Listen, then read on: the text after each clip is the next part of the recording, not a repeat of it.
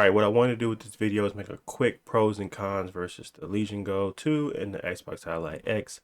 I have not had any hands-on experience, but I own a lot of handhelds, and I feel like I've watched enough videos to kind of explain why I feel like one could be better or worse than the other. Honestly, this video ain't about that. I ain't really gonna be trying to give you guys an opinion on what I like. I want to do is just give you the facts. The facts are the matter and let you decide from there. For US pricing, you got the Ally X or Xbox Ally X at $1,000 even, and then you have the Legion Go 2 at $1,349. So $350 difference between these two devices. What is the importance? What is the good stuff?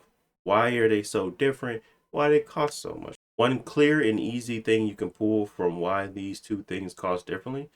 One is an OLED, one is a regular LCD. One is 7 inches, one is 8.8. That is a very significant difference in the quality of the screen in itself. It has a range of 30 to 144 for the VRR, meaning that it can run lower and still give a smooth experience, whereas the Ally X starts at 48, I believe. Next is the ergonomics. The Legion Go 2 did a lot of work here. I'm not gonna lie. Legion Go, I owned it. Wasn't the greatest. Definitely felt like something was razor pin sharp in my finger the whole time. That was crazy. Anyways, that was one of the things that I really didn't like about that one.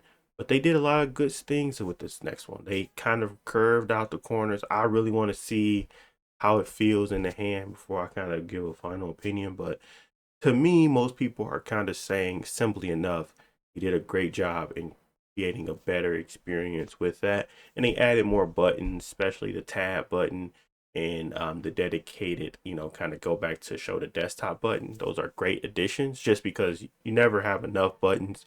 And you can configure that thing to be something else too. Xbox Ally X, what they did change and what they did showcase as a good value, to me at least, is the ergonomics, actually providing better feel in hand, providing that little uplift in the screen or chassis, make it feel as if it's a little bit more immersive. The weight distribution, all that other stuff that kind of makes it feel like a good handheld to use. The Windows full screen or Xbox full screen, that type of stuff really showcases their ability to kind of push the envelope on their technology and software. So you're going to be seeing that. But at the end of the day, it's still a PC window handheld. Do not buy this thinking that it's an Xbox.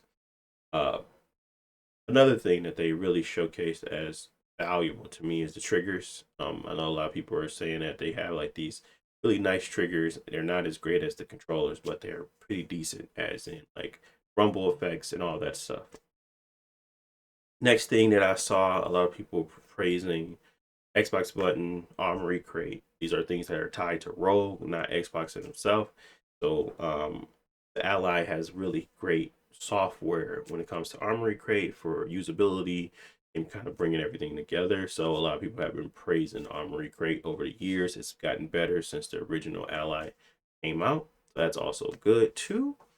Um, Outside of that, really though, the bigger thing that I've seen is the Z2 Air, the 80-watt battery uh, matched with the new Z2 Extreme is showcasing big gains in performance at lower TDPs. So what those lower TDPs mean basically is that you can probably get more performance and more battery out of your handheld. So another great value of the Xbox Ally X is the support of Microsoft. The thing with that though, and I always have to put it in perspective, unfortunately, because yes, it is a great thing to have, but at the same time, Xbox is no longer in the business of exclusive. They do not care about this. They want everybody to play their stuff, and they don't care to keep software or any of that stuff exclusive. So my expectation is that Windows and Xbox are all creating these things that's going to go along with every other handheld. There's nothing that's going to be tied to the Xbox Ally X exclusively. Their future is be multi-platform, not care about any of that stuff, which is fine with me. Helps me make an easier decision when it comes to gaming. and what I want to buy. So to me, what am I really comparing here? Am I comparing RAM? Yes. 32 gigs versus 24. Okay. Yeah, see that. So we're getting a little bit more RAM. What else? Comparing screen to screen. Yes, there's a difference. OLED, or there's an OLED, then there is a LCD, 7-inch, 0.8. Am I comparing ergonomics? Am I comparing weight? Yes. Go is heavy. That Rogue Ally X obviously going to be lighter. It's going to be more pocketable, not pocketable, but more travel friendly, I suppose. Am I comparing innovation? Yes. If I'm looking at it from a standpoint, it created better ergonomics. Legion Go has always had and always will provide those true strike controllers. I can change it into a PC and or more so a mouse in order for me to be able to have even more refined controls over my games as I play them. And that's really what's going to make that ability to play those shooters on the go really work. That true strike and the ability to take them off and create a separate controller that's always with you. So yeah, innovation and creativity is in there. Okay, what else? Battery life. Yeah, one's got a 80 watt, one's got a 74 watt. The Legion Go, which is kind of crazy because they got a bigger screen. You should probably have a big battery too, right? But at 74. So you gotta think about that. Like, interesting, interesting. Next up, we have audio, where yes, Rogue Ally X beats it clearly because it has front-facing speakers. To me, the Legion Go 2 is a step behind. Then we have cooling. This is a toss-up. The Ally had those problems in the past. I'm sure the Ally X does not have those problems anymore. So both of them have different types of cooling, but to me, Legion Go had the more to make up, and they have a larger fan. A lot of people have reported that the fan noise has been lowered and that overall the fans work a lot better and are quieter. So I believe the Ally X before the Xbox Ally X, they had pretty good fans as well. So I don't think that's so technically a wash. I think they're both good at this point. They both support upgradable storage, so you can go up to 8 terabytes in these. I think even further. I'm not sure. But you can go to an 8 terabyte with the M.2.280. That's what it's called, TIM 2280 or something. Whatever it is, they support the new additional storage that you can put in. I got myself a 4 terabyte. Controls, one has Hall effect sticks, one does not. I like Hall effect sticks. I feel like they last long. And I also like the D-pad on Legion Go a lot more than I do on the Ally X. And that's just from people talking about it versus me actually using it. Honestly, it's a toss up. If you like whatever you like, is fine. But to me, Hall effect sticks at least is a clear sign of better performing or longer lasting hardware. Build design overall, though, they both feel really good, or at least look pretty good. Can't talk. I gotta stop talking like I have one of these things. Both of them have fingerprint readers. Those are really good to kind of get in and out of windows very quickly. I like the additional security, especially if I'm going to have my Google Chrome on there if I ever sign in. Really nice to not be able to feel like there's some security behind that handheld, in case it get lost or whatever. So I like that. So really, that's pretty much all the things that I could say were meaningful between the two. Everything else is very much so just a toss up on what you like or what you don't like. Honestly, both of them seem to be really good devices. You don't necessarily need to put too much effort into it. But to me, if I'm going to buy something over $1,000, I want the best of the best in every category. And I feel like there is a little bit of that.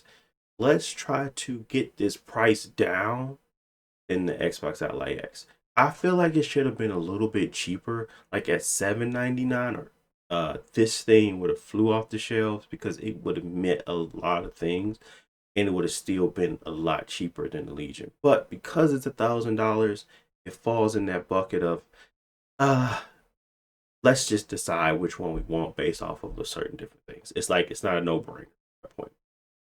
To me, I like the Legion Go because of the kickstand, because of the ability to um, detach the controllers, which a lot of people just don't like. And if you don't care to detach your controllers, a lot of money being spent on those controllers. They are nice. You don't use them. You're just using it as a regular handheld, and why in the heck pay for that?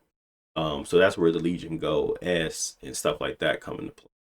But for me, I really enjoy that. I used it a lot when I had the Legion Go. Big screen is a must for me. I've tried it and loved it. And obviously size and that type of stuff, how big it is in hand, not really that big of a, it's not a big problem for me. It can be a problem for others, so there's plenty of ways to kind of think about this. What I'll say is make a pros and cons list, pretty big purchase, and decide on how you feel at the end of it. Me, you already know my conclusion. Getting Legion Go 2, upgrade their storage, and I'm gonna use that screen for a long time. In my opinion, it's gonna at least last 3 to 4 years for me. And if I need something before then, you know, I think that that's gonna hold value much more than the Ally X, just because of, or the Xbox Ally X, just because there's so much of a close competitor already out there for the OLED screen. The next OLED screen coming out is probably going to be another premium device. Legion Go 2 will probably be the introductory or intro for that, where as in the Ally X and having that form factor, it's already out. Just thinking about from that standpoint of resellability and all that too. That's what I think. That's my thoughts on it. Let me know what you guys think in the comment section below. Do you think I'm crazy? Do you think it's not worth it? Do you think that you should probably just go with the cheaper option? Let me know. I kind of want to hear your guys' thoughts. Like I said, I've been in a lot of different comment sections, looking at a lot of different videos because I want to make sure the purchase I'm making is informed, but also uh, the right one. So let me know. Thanks for watching. See y'all in the next one. Peace.